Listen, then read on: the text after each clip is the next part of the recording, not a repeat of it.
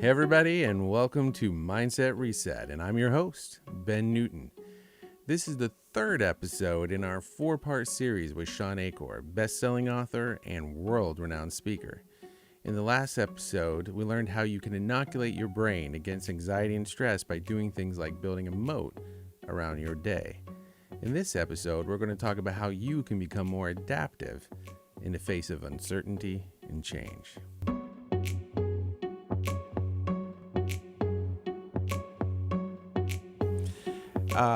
So moving on to our third topic now. I can definitely see in the midst of a crisis like this, and you actually talked about this, Shawn, with what you dealt with these banks in the 2008 crisis, that it's really easy to get in a rut and spin on the negativity or even spin on unrealistic positivity.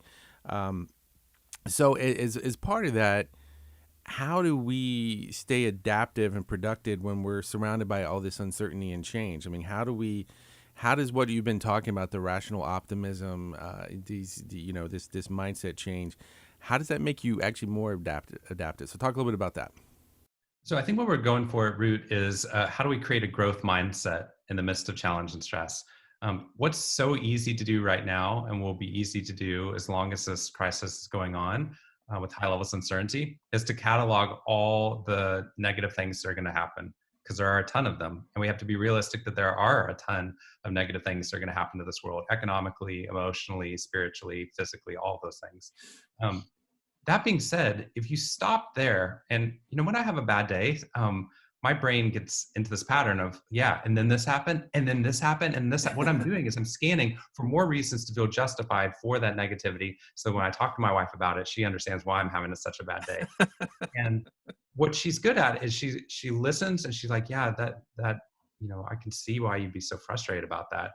And then once she's acknowledged the negative, then she makes a switch, and Michelle starts talking about, some of the good things that were going on. She helps me a little bit, and I don't want to hear it, right? At first, my brain's like, nope, those don't count because all these negative things are going on. And then your brain actually pauses for a second because it can't do both at the same time. And then your brain starts to maybe think about, there were actually a couple of good things that happened. Yeah, my flight was delayed by 3 hours, but I made it home to, 2 beautiful kids, right? And what we're finding is that in the midst of this, if we stop the cataloging of the negatives that's going to happen to our family, and to your family and to a lot of families in the world, there's nothing to look forward to, right? Because we've just cataloged all the horrors that can happen.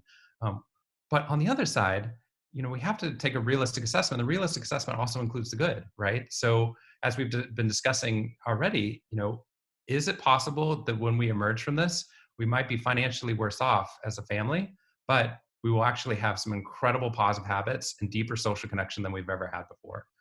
That's absolutely possible. And what I'm seeing based upon even the past week, that's highly likely that's going to happen, right? I'm starting to make all these positive habits in my life. I'm dedicating more time to meditation and to social connection. We're reaching out as a family, not hunkering down. So we're doing more altruism than we've done in the past. I'm reconnecting the people that I haven't in the past. We're doing these great things as a family that might create family traditions that will continue on. So what I'm doing now is I'm now cataloging how my life might actually be better, what parts of it will be better on the backside of this. It doesn't discount the fact that there is negative and that we're going to have a huge financial hit as a family. What it is also doing is the realistic assessment of growth is possible in the midst of this. And actually, we find growth occurs much more in places of high challenge and stress than it does in periods of stagnation, right? It's the interesting times that actually lead to higher levels of growth for individuals. So what's so interesting is that we try to decrease stress in life and challenges when those are the very things that cause us to be the type of person we are. One of the things I used to do with my students at Harvard is I would have them think of the 3 moments in their life that changed them the most, that made them the person that they are. And 90% of the things that they come up with were high stress things, right? We see this Oh, with, interesting.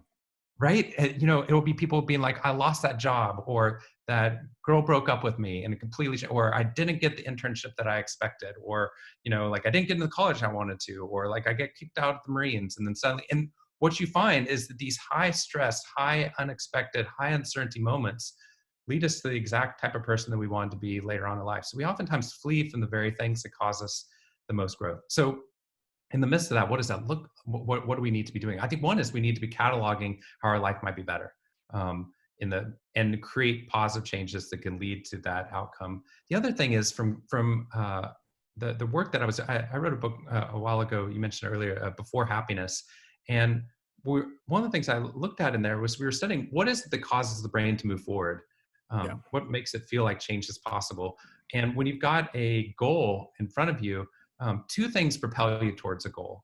One of them Yeah. is the perception of progress, right? Like you feel like you've come a long way, right? You see how high up you're almost at the top of the hill, right? You just keep going, right? The other one is, well, that's related to this one, is proximity to the finish. So either Mm. seeing massive progress or that you're close to the finish line, one of those two options. What happens in the midst of what we're experiencing right now is that we tell ourselves over and over again, this is unprecedented, which in some ways it is. We've never dealt with a global pandemic like we're dealing with by shutting everything down. That's true. Um, but it's not unprecedented in terms of entire economies shutting down because of a crisis. That happens multiple times a century, right? It's not unprecedented we're going through financial challenges or that there's health challenges within our lives, right? We're seeing that we've experienced this either as individuals or as societies multiple times, and we've overcome them each time. So what happens is we get stuck believing this is unprecedented, so there's nothing we can compare this to. And the other side of it is it's uncertain, so you have no idea when it's going to end. So coming back to that goal research, right? You have no idea where the finish line is, right? So in the midst of that, our brain starts to feel powerless. We actually create learned helplessness on the backside of this. So what we need to be doing is creating short-term goals, right? I think we set New Year's resolutions that don't always go so well at the beginning of January. That's because we're too busy, right? We're a little bit less busy now. This is the best time to be creating a resolution, right? Like, Yeah. okay, in the midst of this, I'm going to start, I'm going to make sure I do push-ups every day, or I'm going to eat one piece of fruit to keep me healthy, whatever it is that somebody decides to do. I actually don't think it matters what it is. What I think matters is creating a goal that's short term that their brain can feel progress towards, that makes them take a next step and a next step. And that's how people walk themselves out of paralysis, creating a growth mindset. Yeah, that's yeah, I think that's a really interesting way to think about it. Um, you reminded me. My wife encouraged me to start doing PE with my kids and doing burpees every day, but I talked her out of that. So there's other ways to stay active. But maybe I do need to start doing that with them. But Burpees are ridiculous. That's yeah, a high yeah, bar. they were. Yeah, exactly. And you also remind me. I was trying to find the kind of the source of this quote, but I remember when I grew up, or I remember talking about it.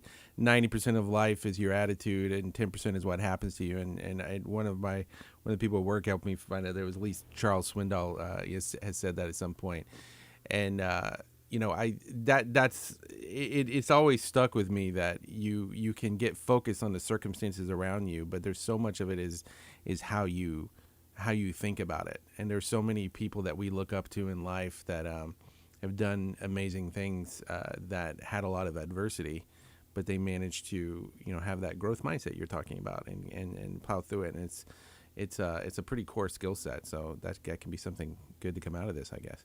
Yeah, I dare say all of them, all of our heroes, they've got Yeah. that huge crisis adversity moment, right? Like we kind of think, oh, it's always easy for them, right? Like, the Michael Jordans of the world were always amazing at basketball and everything was always good, right? And then they get cut from their high school basketball team, and you hear like these incredible adversity things you just don't expect for somebody. So, I get that as a happiness researcher. Like people are like, assume you're happy all the time, right? And it's not. Like I do the research from a place where I started at the bottom of depression, right? And it taught me that depression was not the end of the story, but I think that everyone has those moments of adversity. But coming back to that stress research, what we're finding is that those stress moments are actually what creates us into the type of person that we hope we become later on in life, right? Yeah, and one thing that is I was thinking through these topics. I mean, what do just like all of us are, we're different. We're formed differently. You said you're an introvert. I'm an extrovert, though I feel like as I get older, I need more alone time. I don't know what this, maybe I'm becoming an introvert. But, there's also like between people that are naturally optimistic and pessimistic, cynical, whatever you want to call it. I mean, there's definitely, we all kind of come at things from a different way. So if you don't feel like you're a natural optimist, how do you come at that? What do you suggest for somebody like that? You were like, well, that's not usually the way I think. How do they go about really overcoming that? Um, I think whereas there's high benefits to being an extrovert or an introvert, right? There's high benefits to having people that are detail oriented and high benefits to having people that are big picture people, right? Like we need all those types of people. I think depending on how you define pessimism, pessimism is always a negative trait, and one that isn't beneficial. So what I'm saying about that is it's not a place we want to stop at. So example of that is both optimists and pessimists can both see a problem, but the pessimists will become paralyzed by the problem because they believe their behavior doesn't matter. The Mm. optimist believes their behavior matters and they keep going. So we find that pessimism is never adaptive, right? But what is amazing is if somebody has a genetic predisposition towards pessimism, or they practice pessimism for 8 decades of their life, what we're finding is these positive habits can shift them to higher levels of optimism in a very short period of time with a very Yeah. short investment of energy. So I think happiness isn't, the belief that, we don't need any change. Happiness is the awareness that change is possible. So with somebody who's currently a pessimist, I would have them uh, practice these gratitudes. Do that for a period of 21 days in a row. Think of 3 new things that they're grateful for. What happens when we do the research is their levels of optimism rise, right? These people that we thought were pessimists that couldn't change, they change. And then they're more likely to take other steps where they start doing other things that they hadn't been doing in the past. Our greatest champions in the companies that we work with in the schools, our greatest champions for this work were pessimists who started doing this, even though they didn't want to, begrudgingly, actually worked, then they saw an impact upon them, and then they forced everyone around them to do it as well. Right? Like they turn on fire for it because they realize that one, change is possible, and two, optimism is such an advantage in people's lives.